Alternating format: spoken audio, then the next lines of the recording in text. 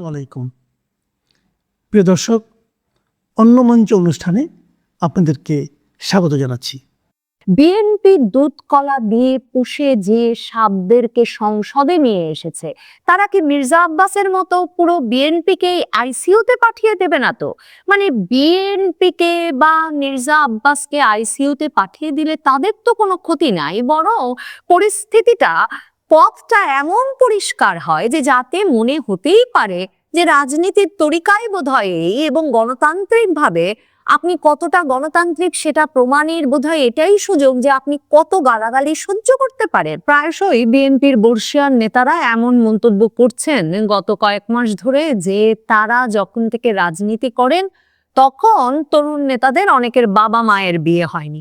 মির্জা আব্বাসের ক্ষেত্রে বিষয়টা সত্যি সত্যি ভীষণভাবে সত্যি। মানে 90 সালে তো তিনি নির্বাচিত হয়ে ঢাকা শহরের মেয়র নির্বাচিত হয়ে পুরো ঢাকা শহরে ব্যাপক পরিচিতি পেলেন, কিন্তু 80-র দশক থেকেই বিএনপির যেসব নেতা রাজপথে এবং জনগণের ভেতরে জনপ্রিয় হয়ে ওঠেন এবং পরিচিত মুখ হয়ে থাকেন এলাকায়, তাদের একজন মির্জা আব্বাস। মানে রাজনীতিটা যেভাবে করবার কথা, দীর্ঘ সময় ধরে এলাকায় কাজ করছে, এলাকায় একটা জনভিত্তি আছে, একটা রাজনৈতিক দলের পক্ষে মিটিং মিছিল সমাবেশ এসব করতে হচ্ছে, এবং সেসব আন্দোলন সংগ্রামে অংশ নেওয়ার মাধ্যমে ধীরে ধীরে রাজনীতিতে রাজনৈতিক দলে একরকমের ক্রমাগতভাবে উঁচু দিকে যেতে থাকা এবং নির্বাচনে অংশ নিয়ে নির্বাচনে জয়লাভ করে জনগণের ভেতরে জনপ্রিয়তা যাচাই করে নেওয়া, যেটা মানে পুরনো প্রথা ছিল রাজনীতির। সে প্রথাতে নির্বাচন করেছেন, রাজনীতি করে এসেছেন এই মির্জা আব্বাসেরা। বিএনপিতেও যে শেষ প্রজন্মটি এখন বলা যায় টিকে আছে, নেতৃত্বের পর্যায়ে আছেন, যারা এভাবে একেবারে তৃণমূল থেকে এলাকা থেকে রাজনীতি করতে করতে সংসদে গেছেন, মন্ত্রী হয়েছেন এবং পুরো সময়টাই মানে সরকারে থেকেছেন, না হলে বিরোধী দলে বিক্ষোভে জেলে কারাগারে কাটিয়েছেন, সেই নেতাদের একজন মির্জা আব্বাস। কাজেই মির্জা আব্বাসকে লক্ষ্য করে যে হাসনাত আব্দুল্লাহ, নাসির উদ্দিন পাটোয়ারিরা, মানে এই তরুণ নেতারা, যাদের কারো কিন্তু 90 সালে মির্জা আব্বাস যখন মেয়র নির্বাচিত হয়ে গেছেন তখনও কারো জন্মই হয় নাই, সত্যিকার অর্থে এদের বাবা মাদেরও অনেকের দেখা হয় নাই, এই তরুণ নেতারা যে এরকম তীব্র অপমান করলেন এবং রাজনীতিতে এটাকেই সবচেয়ে বড় মশকরায় পরিণত করলেন যে এই তরুণেরা মির্জা আব্বাসকে যা ইচ্ছা তাই বলে গালাগালি করতে পারেন, সারাক্ষণ কৌতুক করতে পারেন, এবং সবচেয়ে বড় কথা এমনকি একেবারে কোলের শিশুর মুখ থেকে মির্জা আব্বাসকে চান্দাব্বাস চান্দাব্বাস ডাকাতে পারেন। এগুলো যে করলেন এরা, এর মূল উদ্দেশ্যই কিন্তু এই যে রাজনীতিটাকে, যে রাজনীতিবিদেরা তাদের পূর্ণকালীন পেশা, পূর্ণকালীন প্যাশন হিসেবে নিয়েছেন, তাদেরকে যাতে মাইনাস করে দেওয়া যায় বাংলাদেশের রাজনীতি থেকে। মানে যে প্রক্রিয়া 2007 সালে যখন এই যে দুর্নীতির মামলাগুলো শুরু হয়েছিল মির্জা আব্বাসদের বিরুদ্ধে 11 সরকারের আমলে, তখন থেকে যে প্রচেষ্টাটা বাংলাদেশের রাজনীতিতে এরও আগে থেকে সুশীল সমাজ, সেনাবাহিনী, বিদেশি রাষ্ট্রদূতদের প্রক্রিয়ায় শুরু হয়েছিল, সেটারই একটা ফলশ্রুতি মির্জা আব্বাসের প্রতি এই আক্রমণ। মানে বিএনপির মির্জা আব্বাসকেই যে একটা প্রতীক করে বিএনপি একটা চান্দাবাজের দল, বিএনপি দ্বন্দ্বের দল, বিএনপি সন্ত্রাসীদের দল, এটা প্রমাণের চেষ্টা হবে, সেটা একেবারে সুনির্দিষ্টভাবে বেছে নিয়ে মির্জা আব্বাসের বিরুদ্ধে করা হয়েছে। হাদি গুলিবিদ্ধ হওয়ার পরপরই যেহেতু হাদি মির্জা আব্বাসের আসনে নির্বাচন করবেন বলে ঢাকা 8-এ প্রচারণা শুরু করেছিলেন, মির্জা আব্বাস ঢাকা মেডিকেল কলেজ হাসপাতালে ছুটে গিয়েছিলেন হাদিকে দেখতে, এবং তখন সকলকে বিস্মিত করে হঠাৎ করে হাদির ইনকিলাব মঞ্চের নেতা কর্মীরা, মানে জুমা সহ ইনকিলাব মঞ্চের কর্মীরা ওখানে মির্জা আব্বাসকে এমন ভাবে দেখে তেলে বেগুনে জ্বলে উঠে বিক্ষোভ করতে থাকে এবং বলতে থাকে মির্জা আব্বাসই হাদিকে গুলি করিয়েছে, যে মির্জা আব্বাসকে রীতিমতো সেনা প্রহরায় ঢাকা মেডিকেল থেকে বেরিয়ে আসতে হয়। এবং তারপর হঠাৎ হাদির বোন সংবাদ মাধ্যমের সামনে বলে বসেন তার ভাইকে খুন করে থাকতে পারে, আওয়ামী লীগও খুন করে থাকতে পারে, আর বিএনপির মির্জা আব্বাস তো খুন করতেই পারে, কারণ বিএনপির নেতারা এমনকি প্রেসিডেন্ট জিয়াকে বেঁচে থাকতে দেয় নাই, কাজে তার ভাইকে বেঁচে থাকতে দেবেন কি করে। এই যে একবার শুরু হলো মির্জা আব্বাসের বিরুদ্ধে ক্যাম্পেইন, তারপর হাদির মৃত্যুর পরপরই তো ছাত্র শিবির নেতা ডাকসু ভিপি সাদিক কায়েম বলে বসলেন যে তারা সন্ত্রাসী এবং চাঁদাবাজিদের বিরুদ্ধে বিরাট আন্দোলন গড়ে তুলবেন এই ঢাকার ৮ আসন থেকে। তখন সব অভিযোগের তীর গিয়ে পড়লো এই মির্জা আব্বাসের দিকে। আর এরপর যখন শেষ পর্যন্ত জামায়াত নেতৃত্বাধীন 11 দলের মনোনয়ন পেলেন নাসিরউদ্দিন পাটোয়ারি এই ঢাকা ৮-এ, সে যিনি ঢাকা ৮-এর ছেলে নন, তার ওখানে কোনো ভিত্তি নাই, অথচ তিনি পুরোপুরিভাবে ওই এলাকার দীর্ঘদিনের রাজনৈতিক নেতা এবং এলাকায় যার ব্যাপক জনভিত্তি। এমনকি গত আওয়ামী লীগ শাসনামলে যখন তিনি বারবার জেলে যাচ্ছেন, বের হচ্ছেন, বিভিন্ন মামলায় গ্রেফতার হয়ে, তখন তার স্ত্রী আফরোজা আব্বাসও ওই এলাকায় ভীষণ জনসম্পৃক্ত রাজনীতি শুরু করেন। এমন মির্জা আব্বাসের বিরুদ্ধে নাসিরউদ্দিন পাটোয়ারি এরপর ক্রমাগতভাবে অপমানজনক সব ভিডিও ভাইরাল করতে থাকেন এবং সামাজিক যোগাযোগ মাধ্যমে বিভিন্ন পোস্ট দিতে থাকেন, যার মূল কথাই থাকে যে মির্জা আব্বাস একজন সন্ত্রাসী, মির্জা আব্বাস চাঁদাবাজ এবং মির্জা আব্বাস আসলে চান্দাব্বাস। এবং এরপর সম্প্রতি হাসনাত আব্দুল্লাহ, একটা কোলের শিশু, মাত্র তার মুখ দিয়ে কথা ফুটতে শুরু করেছে, তাকে দিয়ে বলাতে থাকে স্লোগানের মতো মির্জা আব্বাস চান্দাব্বাস, মির্জা আব্বাস চান্দাব্বাস। এরপর ওই ভিডিও ভাইরাল হয়ে যাওয়ার পর অবশ্য সংসদ সদস্য হাসনাত আব্দুল্লাহ ক্ষমা চান, কিন্তু ততক্ষণে একটা কোলের শিশুর মুখ দিয়ে এমন একজন বর্ষিয়ান রাজনীতিবিদকে, যাদের দীর্ঘ গণতান্ত্রিক আন্দোলনে অংশগ্রহণের ইতিহাস, এমনকি এই যে 15 বছর আওয়ামী লীগের শাসনামলের বিরুদ্ধেও যারা ক্রমাগতভাবে রাজপথে ছিলেন, কারাবরণ করেছেন বারবার, এমন একজন নেতাকে এই অপমান করাটাকে একটা হাসি মশকরার বিষয়ে পরিণত করলেন হাসনাত আব্দুল্লাহ। এবং তারপর হাসনাত আব্দুল্লাহ এমপি ক্ষমা চাইলেন বটে, কিন্তু ততক্ষণে মির্জা আব্বাস সম্পর্কে যাচ্ছে তাই বলা যায়, বর্ষিয়ান নেতাদের সম্পর্কে যাচ্ছে তাই বলাটাই রাজনীতি, নতুন বন্দোবস্ত, এবং এর মাধ্যমেই রাজনীতির সংস্কার হয়ে যাবে, এই বিষয়টা মোটামুটি সামাজিক যোগাযোগ মাধ্যমে প্রতিষ্ঠিত হয়ে গেল। নাসিরউদ্দিন পাটোয়ারির যন্ত্রণা ক্রমাগত সহ্য করতে না পেরে মির্জা আব্বাসের এক ভক্ত হবেন, রমনা শাখার বিএনপির আহ্বায়ক, তিনি মামলার আবেদন করে বসেছিলেন যে নাসিরউদ্দিন পাটোয়ারি বারবার মির্জা আব্বাসকে মানহানির চেষ্টা করছেন, মির্জা আব্বাসকে ভয়ভীতি দেখাচ্ছেন। এবং এই মামলা করবার পর নাসিরউদ্দিন পাটোয়ারিরা ভীষণ তেলেবেগুনে জ্বলে উঠে বলতে থাকলেন যে এগুলো নাকি ফ্যাসিস্ট আচরণ। এই যে মামলা করা হয়েছে তার বিরুদ্ধে, যে তিনি মির্জা আব্বাসের মানহানি করতে গেছেন, তিনি যা ইচ্ছা তাই না হয় বলেছেনই, কিন্তু এই মামলার অর্থ হচ্ছে বিএনপি আর মির্জা আব্বাস গণতন্ত্র বোঝে না। বিএনপি এর সাথে সাথে মির্জা আব্বাসের মানহানি হচ্ছে, তাকে ভয়ভীতি দেখানো হচ্ছে, এই বলে তার এলাকার রমনা থানার যে আহ্বায়ক মামলার আবেদন করেছেন তাকে উল্টো শোকজ করে বসলো যে তিনি কেন অতি উৎসাহী হয়ে মামলার আবেদন করেছেন। মানে ধারণা তো করা যেতেই পারে ওই ব্যক্তি তো মির্জা আব্বাসের অনুমতি ছাড়া এমন একটা মামলা করেন নাই। তার মানে বিএনপি তখন সিদ্ধান্ত নিল তারা মির্জা আব্বাসের পক্ষে দাঁড়াবে না, তারা দাঁড়াবে নাসিরউদ্দিন পাটোয়ারি আর হাসনাত আব্দুল্লাদের পক্ষে। বিএনপি দুধ কলা দিয়ে সাপ পোষার সিদ্ধান্ত নিল। এই হাসনাত আব্দুল্লাহ এখন এমপি পদে সংসদে বসছেন তারেক রহমানের ঠিক উল্টো দিকে। এই যে হাদি, যে শব্দটা, যে অশ্লীল শব্দটির জন্যে সারা বাংলাদেশে পরিচিত হয়ে উঠেছিলেন, সামাজিক যোগাযোগ মাধ্যমে তালব্যস্য দিয়ে তৈরি যে শব্দটি বলে, সে শব্দটি আমি প্রথম লক্ষ্য করি কিন্তু যখন তারেক রহমানের বিরুদ্ধে এই তরুণ নেতারা এই শব্দ ব্যবহার করে স্লোগান দিয়েছিলেন 2025-এর জুলাইয়ে। 2025-এর জুলাইয়ে মিটফোর্ডের সামনে যখন এক ভাঙারি ব্যবসায়ীকে হত্যা করা হয় ইট দিয়ে মাথা থেতলে, এবং সেজন্য ছাত্র দলের এক নেতা দায়ী বলে জানা যায়, তখন ঢাকা বিশ্ববিদ্যালয়, জগন্নাথ বিশ্ববিদ্যালয়, ইডেন কলেজ থেকে দলে দলে সাধারণ ছাত্রছাত্রীর ব্যানারে ছাত্রছাত্রীরা বেরিয়ে এসে, মানে চাঁদা ওঠে পল্টনে, সে চাঁদা যায় লন্ডনে, এই স্লোগান তো দিলেনই, তারা ওই স্লোগান দেওয়া শুরু করলেন যে টিনের চালে কাউয়া তারেক রহমান, এবং সেই শব্দ হাদি, সেই শব্দ। এবং এই প্রথম আমি তখন সেই শব্দ লক্ষ্য করলাম যে এই শব্দটি একটা মূলধারার স্লোগানে পরিণত হয়েছে বাংলাদেশের ছাত্রছাত্রীদের মুখে। এবং তারপর তো বিভিন্ন কারণে তারা এই টিনের চালে কাউয়া স্লোগান দিয়েছেন। এবং সেবার মনে করে দেখেন ওই সাধারণ ছাত্রছাত্রীদের তারেক রহমান এবং বিএনপির চাঁদাবাজি ও সন্ত্রাসের বিরুদ্ধে তখনকার মিছিলে তখন এসে জামায়াতে ইসলামী যোগ দিলেন, ইসলামী আন্দোলন বাংলাদেশের নেতা মুফতি ফাইজুল হক নেমে এলেন ঢাকা শহরে সেই স্লোগানে এবং আন্দোলনে।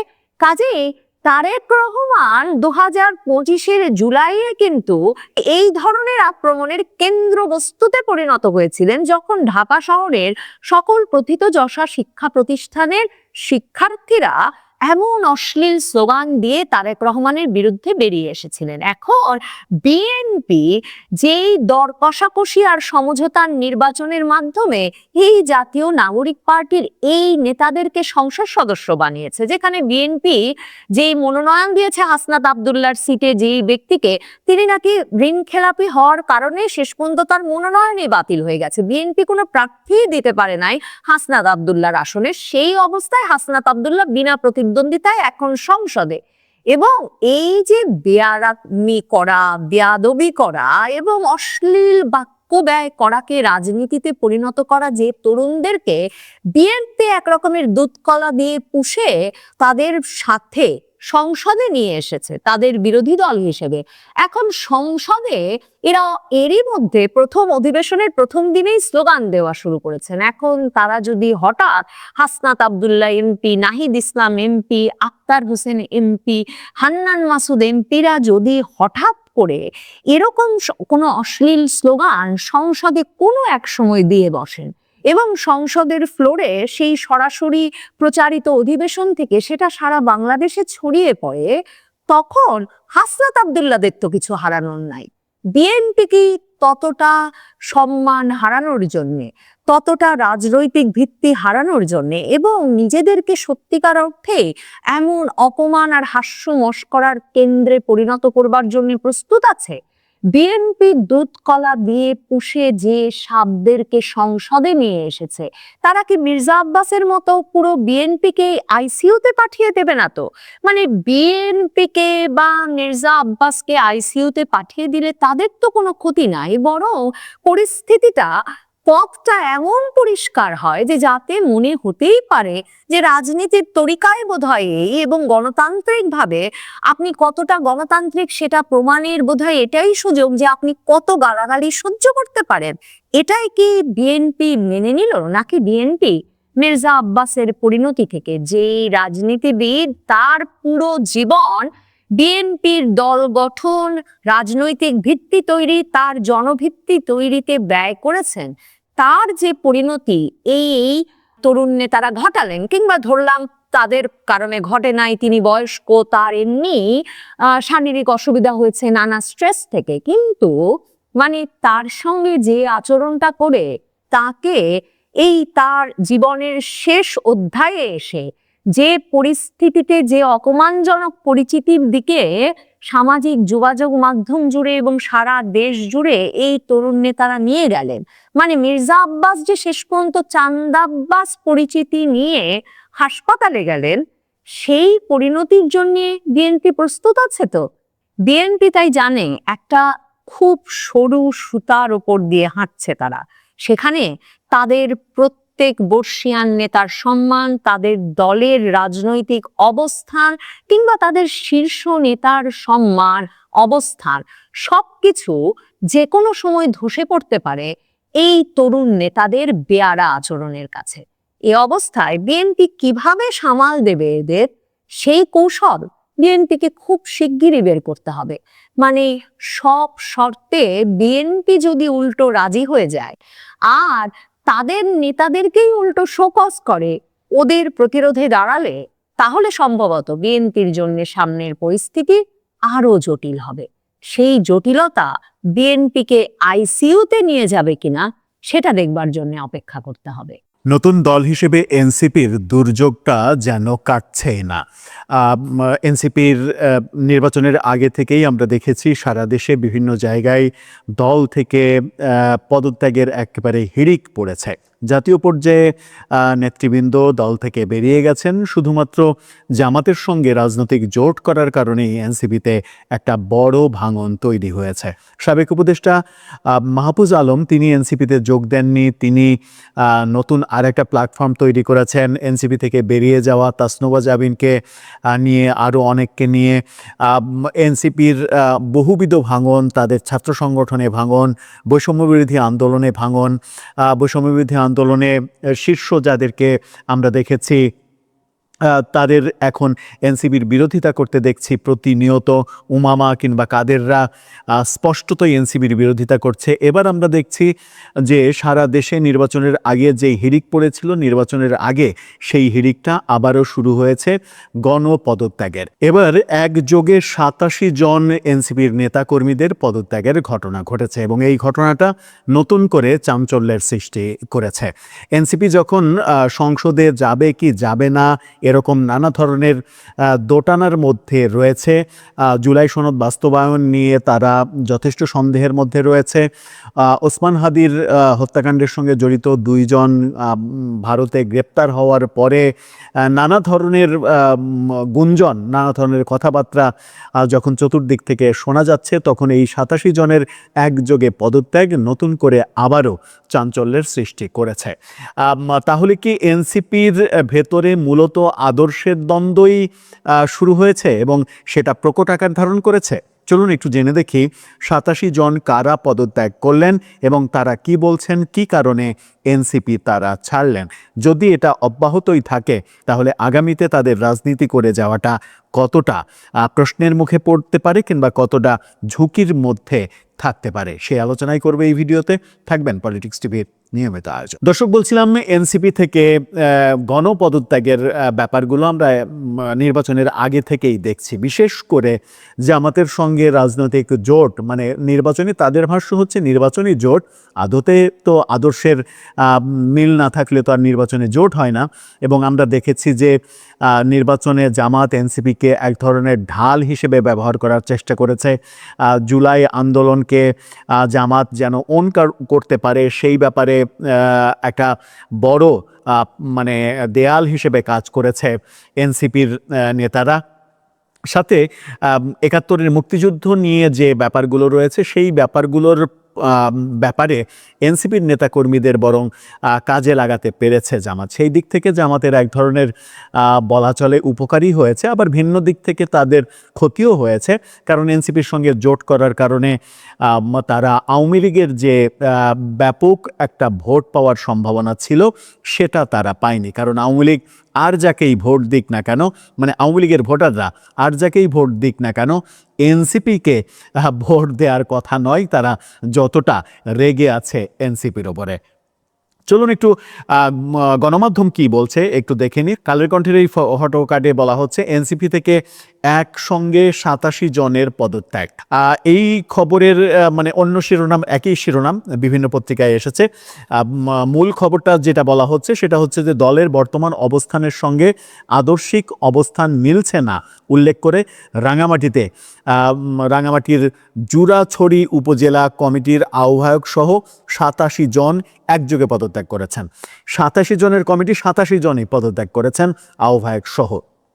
এটা সম্ভবত বাংলাদেশে এনসিপির ক্ষেত্রে প্রথম ঘটল। এর আগে একটা কমিটির সবাই পদত্যাগ করেছে এরকমটা হয়নি। একসাথে 300 জন নেতাকর্মী পদত্যাগ করতে আমরা দেখেছি, ভিন্ন দলে যোগ দিতে দেখেছি, কিন্তু একটা কমিটির সবাই একযোগে পদত্যাগ করার ঘটনাটা এই প্রথম আমরা দেখলাম। একটা বিশেষ সভায় উপজেলা কমিটির আহ্বায়ক, সেখানে বলা হয়েছে যে অসীম চাকমা সহ পূর্ণাঙ্গ কমিটির সব সদস্য গণপদত্যাগের ঘোষণা দেন। পদত্যাগপত্রটি রাঙামাটি জেলা কমিটির কাছে পাঠানো হয়েছে বলে জানানো হয়েছে।